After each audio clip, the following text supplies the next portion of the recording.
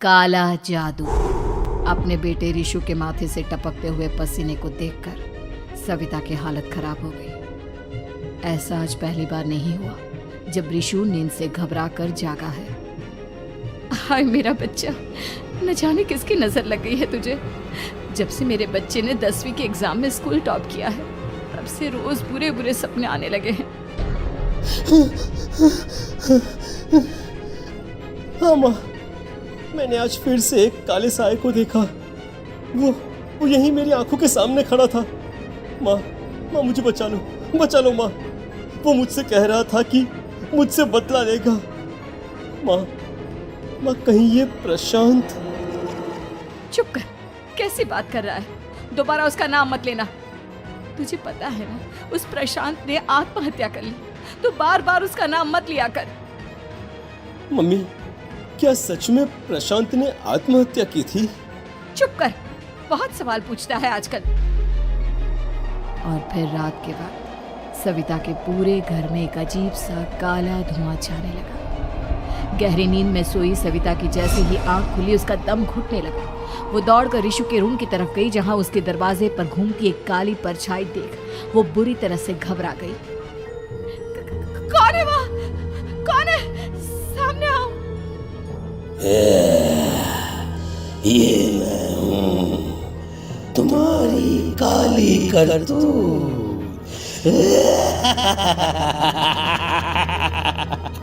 और अब मैं तुम्हारे बेटे को ले जाने आया हूँ।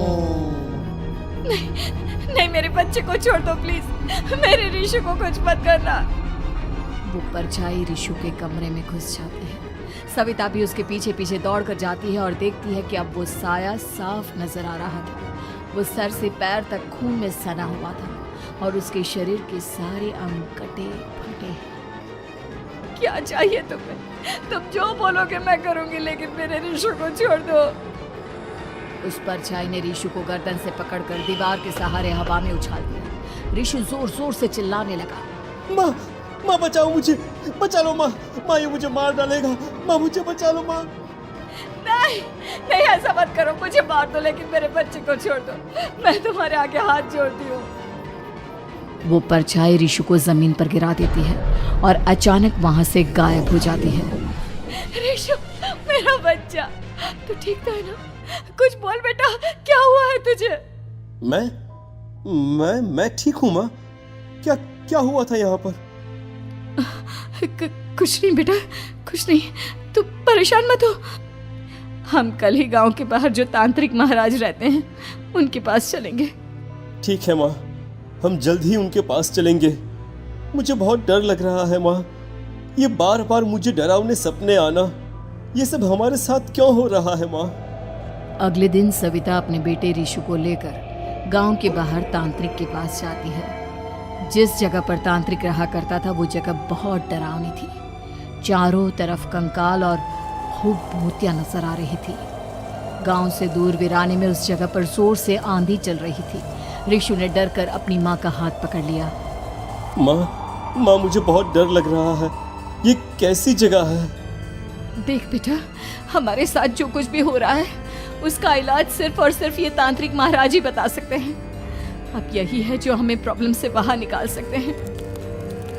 जैसे ही सविता और ऋषु तांत्रिक की झोपड़ी के अंदर पहुंचे, वहां का नजारा देखकर उनकी आंखें फटी की फटी रह गई। तांत्रिक की झोपड़ी के अंदर कई सारे लोग अपनी गर्दन घुमा घुमा कर जोर जोर से चीख रहे थे।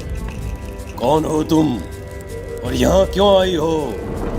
महाराज, मेरे बेटे को कुछ दिनों से एक डरावनी काली परछाई नजर आती है और कल रात उसने मेरे बेटे पर हमला भी कर दिया।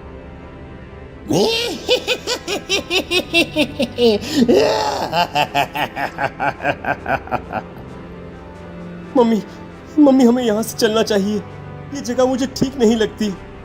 नहीं बेटा, ऐसा नहीं कहते। रुक जाओ, 2 मिनट के लिए रुक जाओ। क्या कहा? काली परछाई? तुम्हारे बेटे पर किसी काली परछाई ने हमला किया? हाँ महाराज, वो कह रही थी कि वो मेरे बेटे को कुछ कर देगी। कोई उपाय बताइए महाराज, मेरे बेटे के साथ कुछ गलत नहीं होना चाहिए। तुमने किसी दूसरे के साथ गलत किया है। तो तुम्हारे साथ भी गलत होकर ही रहेगा। तुमने किसी की जान ली है, किसी को मार डाला है तुमने। नहीं महाराज, मैंने ऐसा कुछ नहीं किया। मैंने किसी की जान नहीं ली। मुझे कोई उपाय बताइए। लगता है तुम इतनी आसानी से नहीं मानोगी। मैं तुम्हें अभी उस काली परछाई से मिलवा देता हूँ और वही सारा सच तुम्हारे सामने लेकर आएगा। सविता और ऋषु ने डर के मारे अपनी आंखें बंद कर ली। तभी अचानक तांत्रिक की झोपड़ी में अजीबोगरीब आवाजें गूंजने लगी। सविता और ऋषु बुरी तरह से कांप रहे थे। आंखें खोलो और अपने सामने देखो। क्या यही है वो जिससे तुम कल रात को मिली थी? बताओ मुझे। हाँ, इसने कल रात मेरे बेटे के ऊपर हमला किया था। ये उसी लड़के की भटकती हुई आत्मा है जिसे कुछ दिन पहले तुमने मार डाला था। मम्मी ये महाराज क्या कह रहे हैं? क्या सच में आपने किसी की जान ली है, किसी को मार डाला है? अगर हाँ तो बताइए ना मम्मी, किसको मारा है आपने? किसको? तुम्हारी माँ इतनी आसानी से सच नहीं बताएगी बेटा। इसने एक बच्चे की जान ली है। कहीं उसका नाम प्रशांत तो नहीं महाराज? वो मेरा दोस्त है, मेरा मतलब मेरा पड़ोसी है। सही पहचाना। देखा सविता, तुम्हारा खुद का बेटा भी जानता है कि तुमने किसी के प्राणों की बलि चढ़ा दी और इसीलिए अब उसकी बुरी आत्मा तुम्हारे घर में भटकती है। मुझे माफ कर दीजिए महाराज, मुझसे बहुत बड़ी गलती हो गई। प्रशांत हमारे पड़ोसी का बेटा था। हर बार उसके नंबर मेरे बेटे से ज्यादा आते थे और इसलिए मैंने उसके कमरे के बाहर काला जादू किया था, पर मुझे नहीं पता था कि वो मर जाएगा।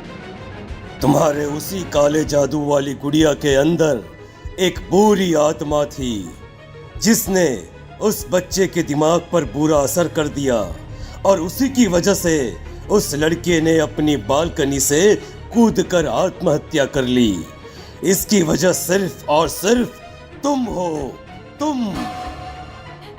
नहीं महाराज, जो कुछ भी हुआ मुझे नहीं पता था कि प्रशांत अपनी जान दे देगा।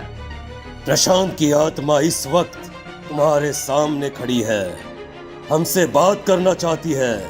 बोलो क्या कहना चाहते हो? मैं जीना चाहता था, बड़ा होकर कुछ बनना चाहता था। आपके बेटे से मुझे कोई परेशानी नहीं थी।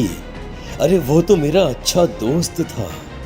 मुझे माफ कर दो बेटा, मुझसे बहुत बड़ी गलती हो गई, मुझे माफ कर दो। माफ करने से मुझे वापस जिंदगी नहीं मिल जाएगी।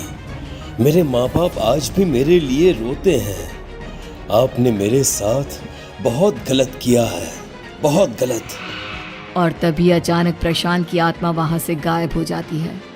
सविता जोर जोर से रोने लगती है। सुन लिया तुमने? ये तुम्हारे अपने ही किए हुए पाप हैं जो इस तरह से तुम्हारे सामने आ रहे हैं। माँ, ये आपने अच्छा नहीं किया। सिर्फ 10th बोर्ड के एग्जाम में मैं टॉप कर पाऊँ इसीलिए आपने मेरे दोस्त के ऊपर काला जादू कर दिया। नहीं मम्मी नहीं, अब हम कभी खुश नहीं रह पाएंगे, कभी नहीं। मेरे दोस्त की आत्मा को कभी शांति नहीं मिलेगी मम्मी, कभी नहीं। लेकिन मैंने जो कुछ भी किया सिर्फ तुम्हारे लिए किया। वो लड़का हमेशा फर्स्ट पोजीशन पर आ जाता था और इस वजह से हमेशा तुम्हारे मार्क्स कम पड़ते थे।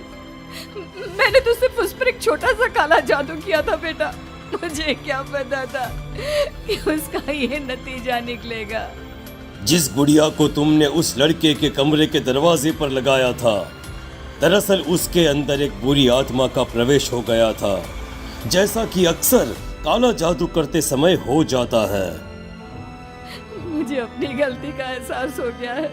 मैं प्रायश्चित करना चाहती हूँ। आप बताइए मैं क्या करूँ? प्रशांत के घर जाकर उस काली गुड़िया को वहां से निकालकर यहाँ लेकर आओ। मैं उसे आग में जलाकर राख कर दूंगा और उसके बाद प्रशांत की आत्मा को हमेशा के लिए मुक्ति मिल जाएगी।